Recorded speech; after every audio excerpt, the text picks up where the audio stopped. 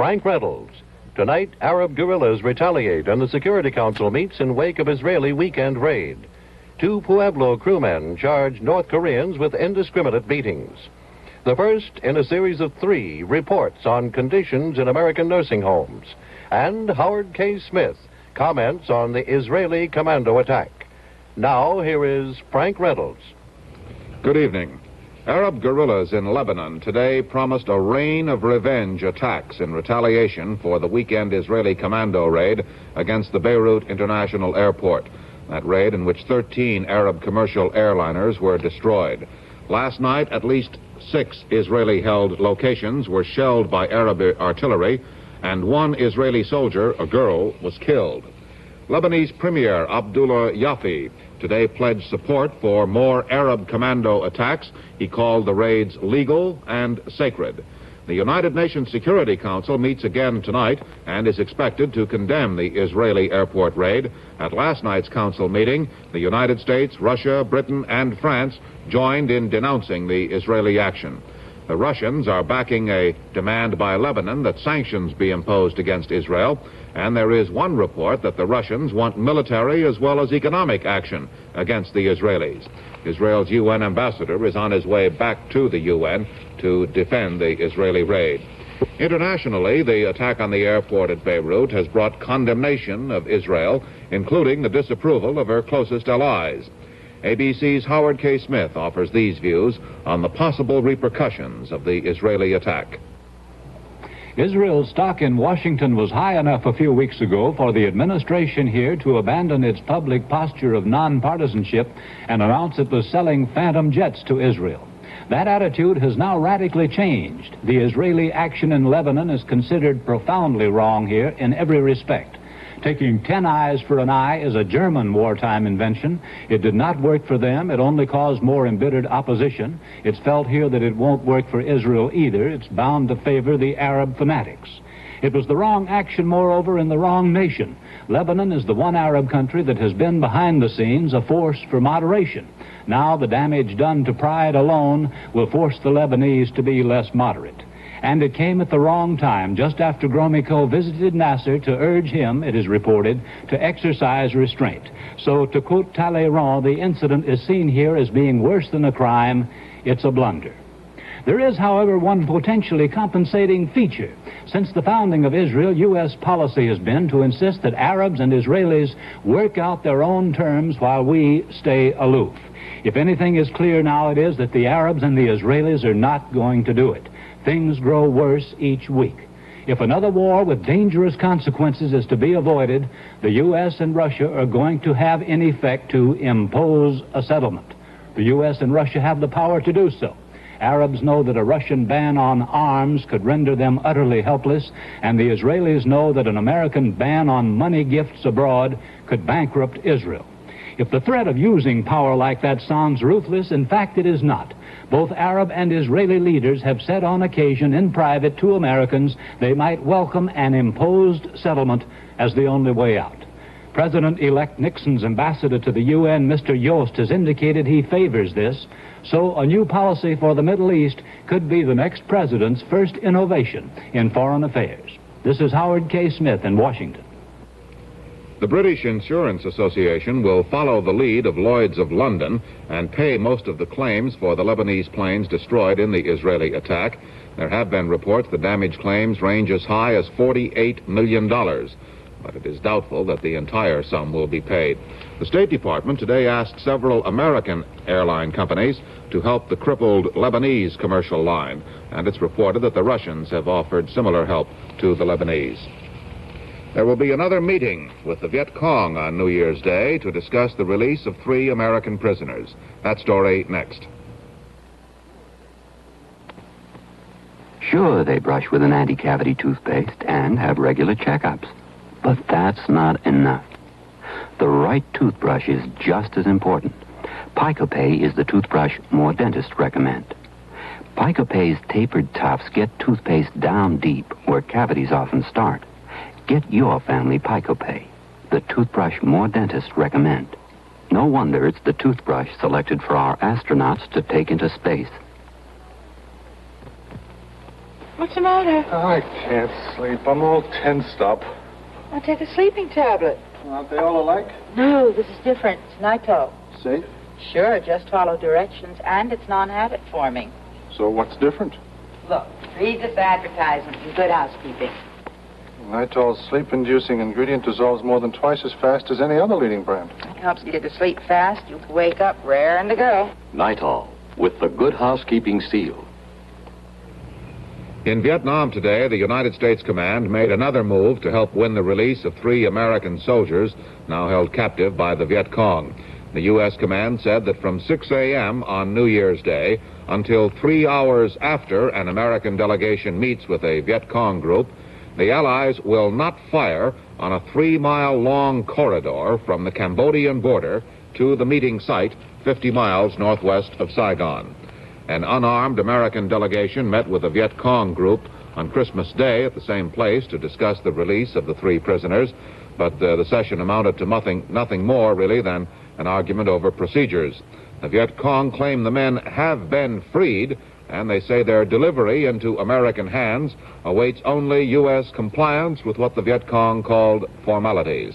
American authorities believe the 3 men are in Cambodia, and they say they see no reason why the 3 cannot be produced and therefore released on New Year's Day.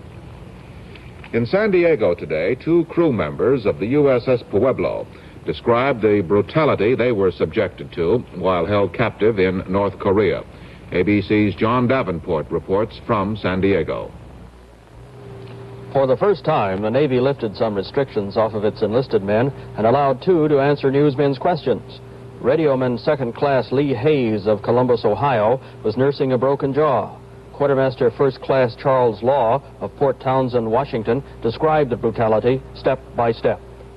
Firstly, cuffed around the head and neck a little bit, but this increased to where I was beaten with a 2x2.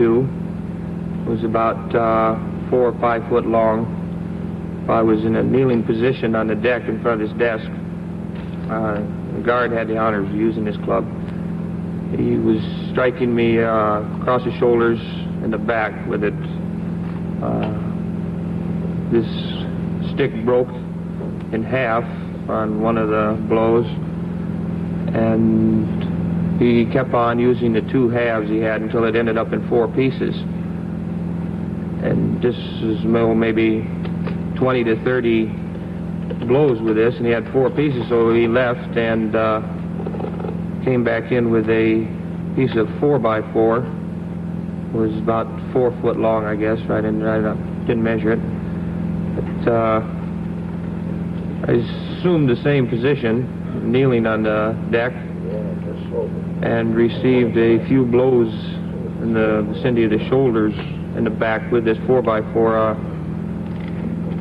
The correct number, I don't know, it was 3, 4. I don't believe it was any more than 6. And this, in turn, was followed by various assortment of kicks and fists to various parts of the body, and to some extent along the side of the heads, but mostly centered to the area of ribs, the back, stomach. I believe 1 kick to the groin, and a few on the thighs and legs. I'd say overall probably about 250 to 300 different types of blows. This is just an estimate. I didn't bother to count them all.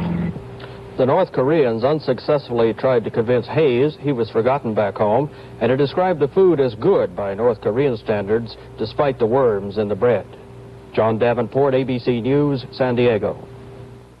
Radio Man Law, whose picture is circled here, also said the only time any crewman was beaten for any apparent reason was just a few weeks ago, after their captors learned that a propaganda picture distributed by North Korea showed some of the crewmen making a disdainful gesture with their fingers. Defense Secretary Clark Clifford today directed the Secretary of the Navy, Paul Ignatius, to conduct an inquiry into the treatment of the Pueblo crew by North Korea, and Clifford said he wants the report by Friday for transmission to President Johnson. In a moment, spectacular film taken by the Apollo 8 astronauts in space. 4, 5, 6. 6 new rolls of Scotch Magic transparent tape? What are you going to do with all of it? Do with it? Honey, there's no limit. It's fantastic for mending plastic, great to repair a wallpaper tear, sticks real fine when you post a sign, can't be seen, keeps a bandage clean. That's a lot of uses. Scotch Magic transparent tape is invisible on the job. Doesn't show at all. And it's a must to keep out dust. Mends for certain the shower curtain. Makes you able to write a label. Sure and swift when you wrap a gift. Sorry I asked. Scotch Magic transparent tape resists moisture, and you can write on it. You're glad it's there for a quick repair. Sticks first class on a looking glass. Won't crack or peel as a carton seal. Restores good looks to tattered books. Scotch Magic transparent tape sticks instantly. And it's permanent.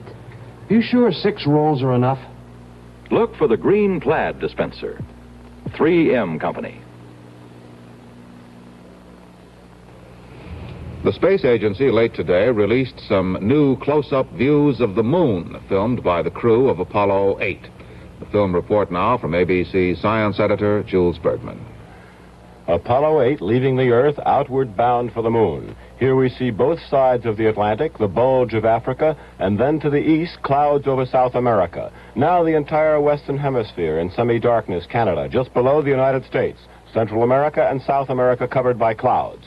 Now we're headed toward the moon at 25,000 miles an hour. The entire southeastern United States is clearly outlined. We're 35,000 miles over the Earth. Apollo 8 swings around the moon on its first orbit, and this fantastic view of the Earth greeted Frank Borman, Jim Lovell, and Bill Andrews. 240,000 miles back to home. Below them, a 250-mile-wide stretch of the grayish moon. With their movie camera running and a red filter on it, this tremendously dramatic view of the Earth was obtained. And then the camera turned forward on the moon's horizon as they orbited. The stark, bleak, lifeless planet, as Frank Borman called it, certainly not a place where man would want to live. The surface below a mixture of flattish terrain and the Sea of Tranquility. Some old craters and several new impact craters caused by large meteorites bombarding the moon's surface. Bill Anders points the camera downward as Apollo 8 orbits the moon 70 miles high, traveling at 3,700 miles an hour. The crater-strewn landscape looks like something on Earth after a bombing attack. We're whirling over the moon's equator. On one orbit, Anders kept the camera running the entire 2 hours.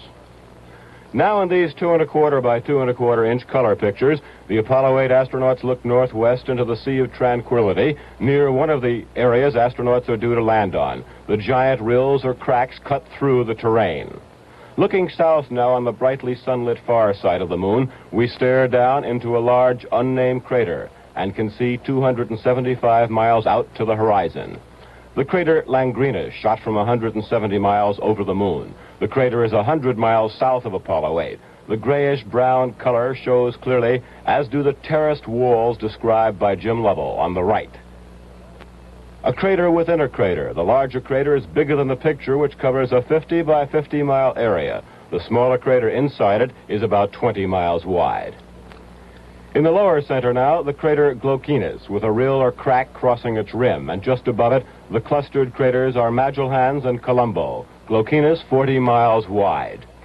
Back inside Apollo 8, lunchtime, and Jim Lovell, up forward in the equipment bay, starts the preparations for his meal.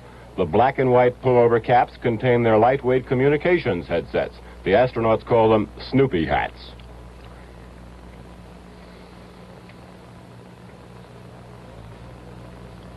Now we're orbiting over the sunlit far side of the moon, a brilliant midday sun beaming down on the naked craters below. And if it looks friendly or hospitable, remember that it's plus 250 degrees Fahrenheit in that sunlight if you're on the lunar surface.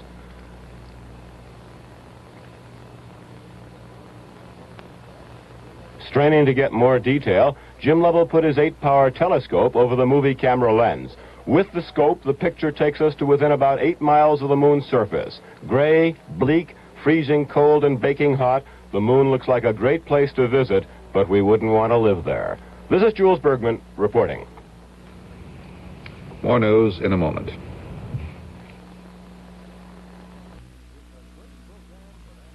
It's a great program for Nashville students on TV8. Enjoy High School Quiz Sunday afternoon at 1:30. This week, Wayne Puckett asks Karen Bogle, Elaine James, John Robinette, and John Cannon questions on art, history, and world events.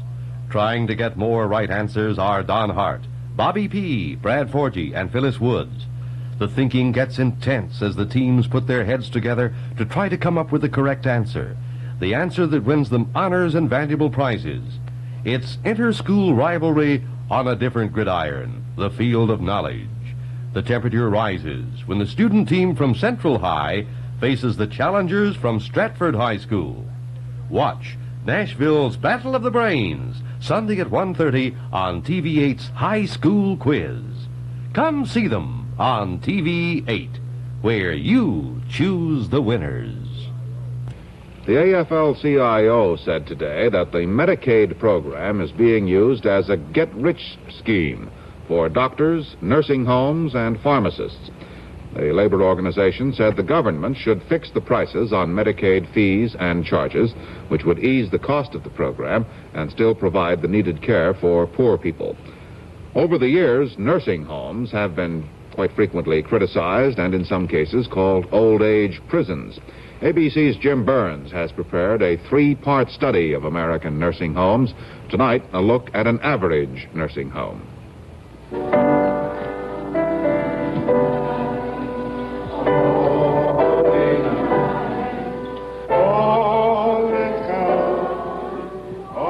Over 19 million Americans, 1 out of every 10 of our citizens, is 65 years of age or older.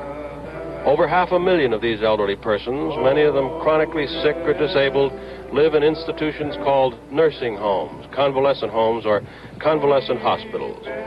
Nearly all of these people would rather be somewhere else.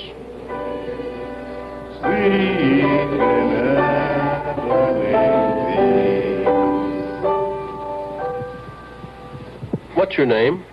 What's my name? Ethel Ballou. B-A-L-L-O-U. Ethel. And how old are you, Ethel? 80 years old last month. How do you like being old?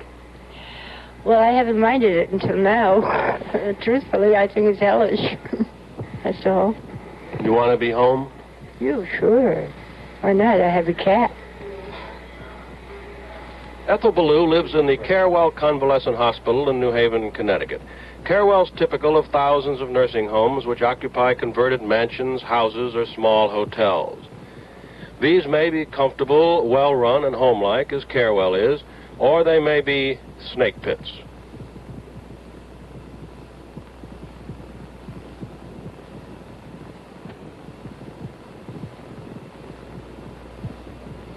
Among the chief complaints against many of these older homes, their vulnerability to fire, their isolation of elderly patients and often somber rooms due to inadequate recreation space and staff, and untrained or poorly supervised nursing aides. Recently, the converted mansion-type nursing home has begun to give way to hundreds of motel modern structures built to capitalize on huge federal grants to aid the sick and aged. These buildings frequently provide more spacious areas for recreation and socializing among the patients, better facilities for arts and crafts, and in some cases, treatment rooms for physiotherapy. But the costs come high. An average semi-private patient will pay from $350 to $600 a month, basic cost, in most modern homes. The nursing home industry as a whole has frequently come under criticism from congressional committees and experts on aging. We asked the head of the National Senior Citizens Council, William Hutton, what he thinks is wrong with the nursing home business. Well, there are many things wrong with the nursing homes in the country today, but perhaps 2 major things. One is that they're much too costly for the people who need to use them. And the second thing is that most of the homes, most of them still, have utterly inadequate care. Nursing home administrators say they're providing the best possible care at the lowest possible cost. But whether this is true or not, most of their patients, like Ethel Ballou, yearn for a real home, for the life they knew before confinement. Why did you come here? Well, because I was ailing, and they thought this was the best place for me, I suppose. I don't know. Is it a great deal different being here and being at home? Oh, of course there is. Now, you don't have to ask me that. You know it is. Well, it isn't that different, but I mean, it isn't like home. There's no place like home, you know that. Right. What's the hardest part of it? And the hardest part is your freedom. Your freedom, you know what I mean? When you're coming out, you're on the outside, you're coming and going all the time, you know what I mean? But here you're confined. My family all gone. You're all alone? I'm all alone. So that's where it is. The number of persons confined in nursing homes will grow rapidly in the next decade to over 1,200,000 persons. But in the view of many experts, the nursing home industry has a long way to go before it merits the full confidence of patients, their families, and loved ones. Jim Burns, ABC News, New York. Tomorrow night, Jim Burns will report on a substandard nursing home. And we'll have more news in just a moment. What is it? Okay, what is it? Song title. Forward. First word. Sounds like a bull. Cow. Wow. How? Second word. Sounds like cry. I'll try. Terrific. And fast. You know, I think they named that song after my cigarette. Oh? How dry I am. Here, try these. Cool? Okay. Come up to the cool taste. Taste extra coolness every time you smoke. Hey, Ted, here's a quick one. Okay, first word. Taste. Cool. Tastes cool. That's right. Come up to the cool taste. Try Cools, king size or long size. Both have the same taste of extra coolness. Cool Filter Kings, Cool Filter Longs. 2 sizes, 1 taste. The cool taste. Senator Edward Kennedy revealed today that he is about to make what could be a major political move within the Senate. ABC's Capitol Hill correspondent Bob Clark reports. It was Ted Kennedy's boldest political move since the death of his brother Robert, a move so bold he just might carry it off. He will, he announced, run for Democratic Whip of the Senate, the #2 leadership job. To win, Senator Kennedy must unseat the present whip, Senator Russell Long of Louisiana, one of the most powerful men in the Senate and a bare-knuckled battler. But other powerful Democrats have pledged their support to Ted Kennedy, among them Vice President Humphrey and his former running mate, Senator Edmund Muskie. By today's action, Senator Kennedy served dramatic notice he'll chart his own activist course in the 4 years between now and the next presidential election in 1972. Senator Long's forces are privately claiming victory already. Kennedy aides say only they know they're in for a tough fight. If victory comes to Ted Kennedy, it'll be victory over the establishment, a victory that could bring dramatic rewards, and there hasn't been a Kennedy yet who could pass up that sort of temptation. Bob Clark, ABC News, Washington. The first Secretary General of the United Nations, Trygve Lie, died today near Oslo. He was 72 years old. On the New York Stock Exchange today, Dow Jones Industrials were down almost 7.5 points. Nearly 13 million shares were traded. The New York Stock Exchange Index was down 51 cents. On the American Stock Exchange, about 7 million shares were traded. The American Exchange Index was down 43 cents. Can a California multimillionaire find happiness in a $30,000 a year job in Washington? That intriguing report in a moment.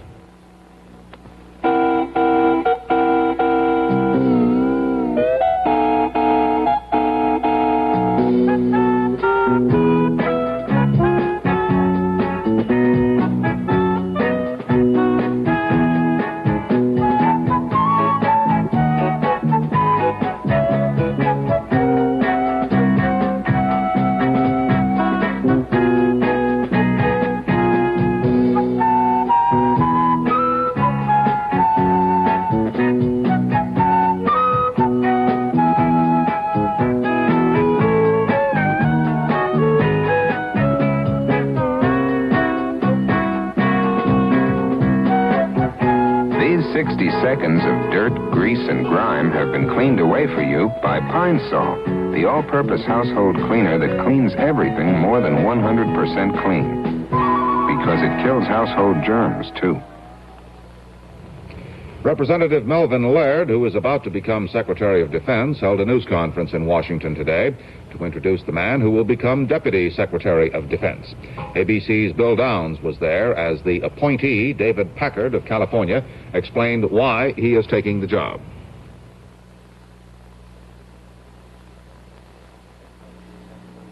This country has been pretty good to me, but I've had a chance to live in a democratic environment in the free enterprise system and have been able to do well. And that, to put it in very short, the country has done many things for me, and I thought it was about time that I tried to do something in return for my country. The free enterprise system has, in fact, been so good to Dave Packard that to accept the Pentagon job requires a major financial operation. To comply with conflict of interest standards, he proposes to resign as head of the Hewlett-Packard Electronics firm and place more than $300 million in stock holdings in a charity trust. It raises the question, can a businessman be too successful to work for the government, especially when he makes about $1 million a year?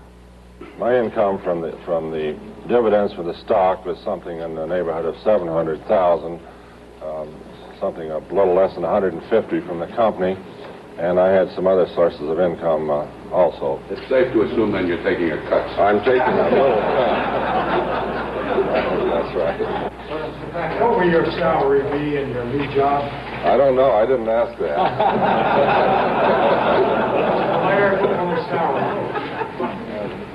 His salary will be $30,000. Let me just make one thing clear, and again, I don't want any misunderstanding about this. I will have some other income that will be available. I don't intend to live on $30,000. Well, we should hope not. And, of course, he will get PX privileges at the Pentagon. That's tonight's News and Comment. I'm Frank Reynolds. Good night. Monday through Friday in color, the ABC Evening News with Frank Reynolds. The Beverly Hillbillies come to TV8. Now watch the Beverly Hillbillies every weekday.